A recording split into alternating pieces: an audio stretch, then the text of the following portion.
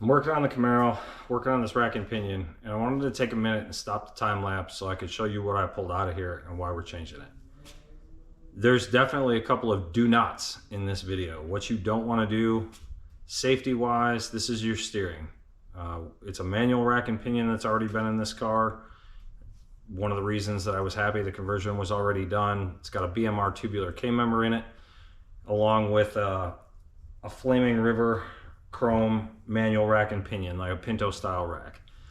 We are going back to the same style rack and pinion. The only difference is we ordered the correct one from BMR along with their bump steer kit. Because this has coilover front suspension, the ride height can change. So if we make a change to the ride height, the bump steer kit allows us to move those spacers up or down and keep the angle of the tie rods as linear as possible to keep it correct so we don't have a bump steer issue.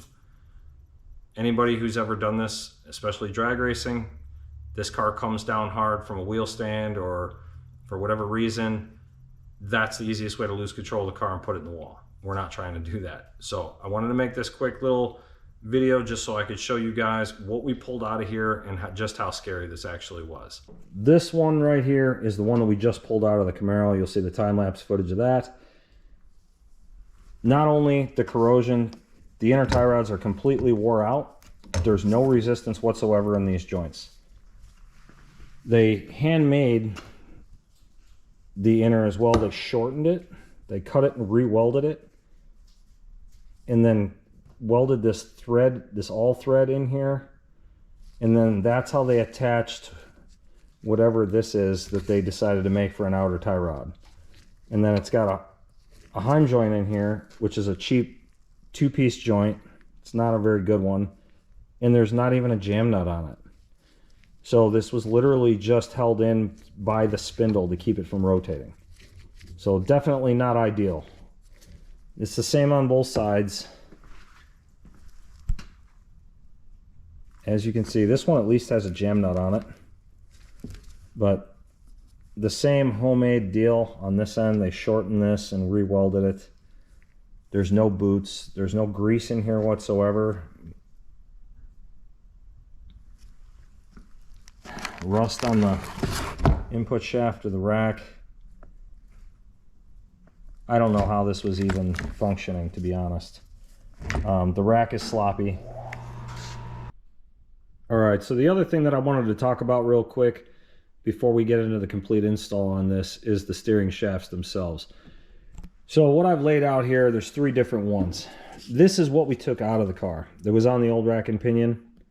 And this thing had quite a few issues. The first thing that I noticed when I took this out of the car just to be able to remove the rack was the end that they had attached to the rack and pinion on this steering U-joint here doesn't have any splines in it. And it's kind of hard to see, but there is no splines in there. It's just, it was smooth and it's all rusted just like the input shaft was. So they just had this clamped and it just squeezed down over the top, and that's meant to go around a double D. This is also a double D with a clamp, but much shorter.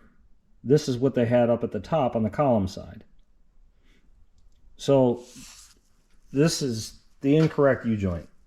This should have a 26 spline just like this. This is what it should look like to be able to fit that rack and pinion. So it's a wonder that that input shaft didn't spin inside of this joint, even though it's been clamped down. I'm really kind of surprised. This joint doesn't seem all that bad, but this joint up here where it attached to the column had a lot of play in it. And it's kind of hard to do with one hand while I'm holding the camera, but there's a lot of play in there, in that joint. I mean, it's really, really loose. I don't know if I could show the side-to-side movement in this or not, but it had some side-to-side movement in it. The other thing about this that I noticed was, I don't know if somebody cut the factory column. I don't know if this is how they come, but it just doesn't seem right to me. It just slides apart. And it is splined, It's not a very precision fit, at least not on this end. And this had a lot of play in it too. You could twist this back and forth, side to side. So between the U-joint up here being wore out, the play in the spline joint here, and then it not being indexed on splines down here, I'm really glad that we're changing this, because at any given time, any one of these could have been a failure point. And judging by the wear on things, it would have either been this steering joint here, or it would have been that it would have spun on the input shaft. So when I ordered the rack and pinion from BMR, they sent me a steering shaft to go along with it. And this would be the correct steering shaft to use if I were still using the factory steering column in the car. But because we've changed the steering column to the Motion Raceworks lightweight column, it's not that it couldn't be used, but it is not a double D connection like there would be up on the factory column. So this isn't going to just be a direct bolt in. This end would be correct, and then this would be a cut to fit as far as the length goes. I purchased an alternative from Motion, and their steering column as it comes out of the firewall is a 3/4 round, which is what this is. And this is considerably lighter. And I went ahead and pre-assembled this. I still have some finish work to do. I'm going to trim this bolt down. But this side is what goes onto the rack and pinion, and it is that exact same 26 spline. And it does have a stop bolt. The steering rack has a flat on it, and it has an indexing groove. So this can go either on the flat or in the indexing groove, depending on what you're trying to do. I'm going to use the indexing groove, and then we're going to run this in and lock this down. This is a bolt together joint here. However, the top of the 3/4 round is welded. We just got done doing this. We welded this on to the other steering joint. I could have probably cross-drilled this and put a bolt in this end as well, but I figured if I can get it apart on one end, there's no reason for me to be taking this end off. This end will go to the column, and like I said, it is a 3/4 round the same way. We are going to cross-bolt this for removal. So that's what we're going to go with in the steering shaft. But I was really shocked, but there's many different options. If we were using the factory column, we could go ahead and just bolt this one right in. But because we're using the aftermarket column, we're going to go ahead and use this one. It's a little bit lighter. It's just as strong. Very high quality U-joints. They have stop bolts in here to be able to make sure that that joint isn't going to walk out of these ends, which I like. It's like that on all four. I'll walk you over real quick just so you can see the column and what we're working with.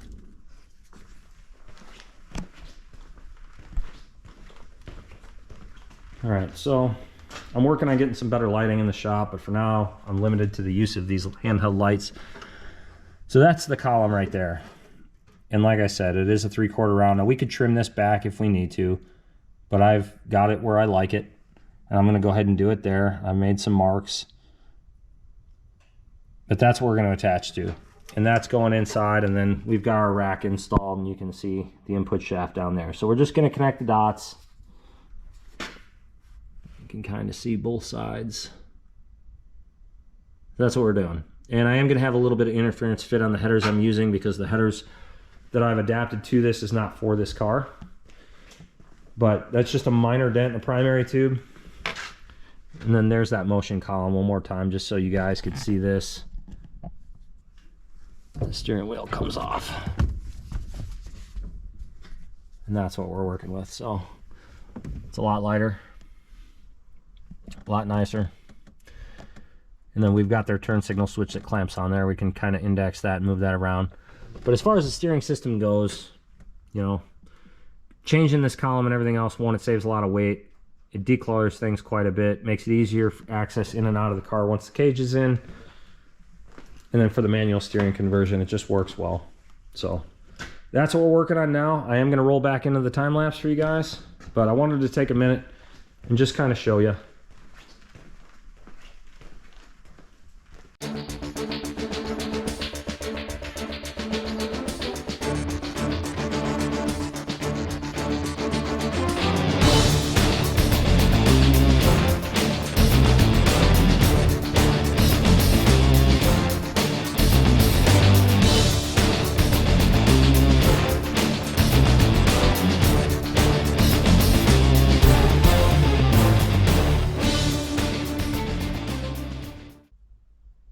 right, so we just finished up getting all the new components in for the steering system in the Camaro.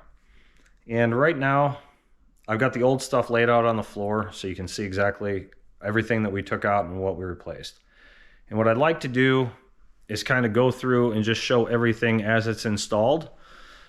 There is still some work that has to be done around the steering shaft, the intermediate shaft that connects the column and the rack and pinion. So that will come back out. It's in there, but it's not all torqued down and Loctited in. We're working with headers that are for a Chevelle. They do fit the car, but we've had to modify some of the tubes. And until I get the headers completely fixed and changed, which you guys will see all that too, we're not going to lock all the steering stuff down until we know that we don't have an interference problem. So I'll show it as it is in the car. And obviously, like I said, the steering shaft, you're going to see where it's close or maybe even touching a header tube, but promise you that's all getting dealt with here shortly. So let me start with what I've taken out of the car. I got it laid out here on the garage floor. So this is it right here. Okay, and this is to include the column because I figure we might as well do the entire steering system. So the stock column with the airbag steering wheel is laying there. You guys already saw the steering shaft and then the rack and pinion. So that's really it. That's what we took out. And the column alone probably weighs more than everything that we just put in the car. Not counting the rack and in the intermediate shaft and stuff. I mean, honestly, this column is probably every bit. I don't have a scale out here, but I wouldn't be surprised if that column's 70 pounds. Especially with that airbag steering wheel, that saves a ton of weight. There was nothing wrong with the column. We could have reused that column if we wanted to, and I mean, I still have it here if we need to. But getting rid of that rack that was all wore out and getting that steering shaft garbage out of there, I feel a lot better about. I didn't keep all the bolts and all that other stuff. A lot of that stuff was bent or broken, so we went ahead and pitched that. The steering that we've got on the car now, I'm going to start up in the top. And I already showed the column a little bit, but I'll get just a quick view of it along with the steering wheel, just real quick. So here it is actually in the car. Okay, that's MPI wheel, and then the optional buttons that you can add on there. You know, you can put 2 more on the other side. You can get crazy with this stuff. But for what we needed, we just needed a line lock and a trans brake button. We do have the quick release on the column, so the wheel does just pop right off.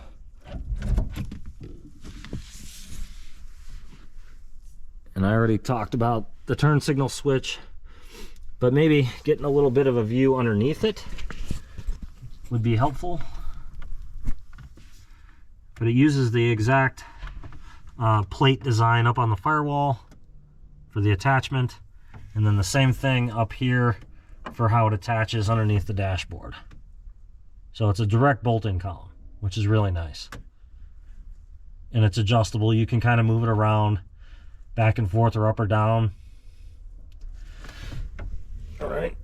So then moving out here,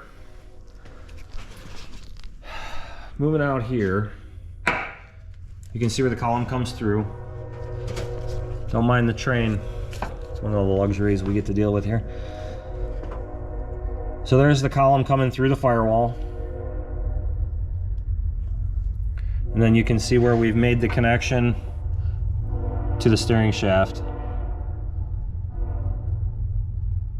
And like I said, that's a through bolt to where we can just unbolt that.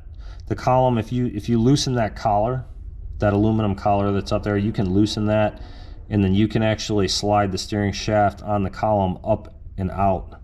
So if you need to replace any of those bushings, all this stuff is rebuildable, which is the other reason I really like it. But if I needed to make an adjustment in length or anything like that, I can do it right there. So then if we follow this down, I can probably change angles here, come underneath the motor plate so you get a little bit better sight here. All right, so there's the steering shaft coming down, and like I said, we're right by the header, so it's a really tight fit. But it comes down from that joint up there at the column, and it comes down here, and the angle on that Pinto rack, that Pinto style rack, is where that joint is basically straight. So there's not a real hard bind in that joint. All the stress is in that upper joint, which explains why on that other one it was so wore out. So that's something we're going to have to keep an eye on.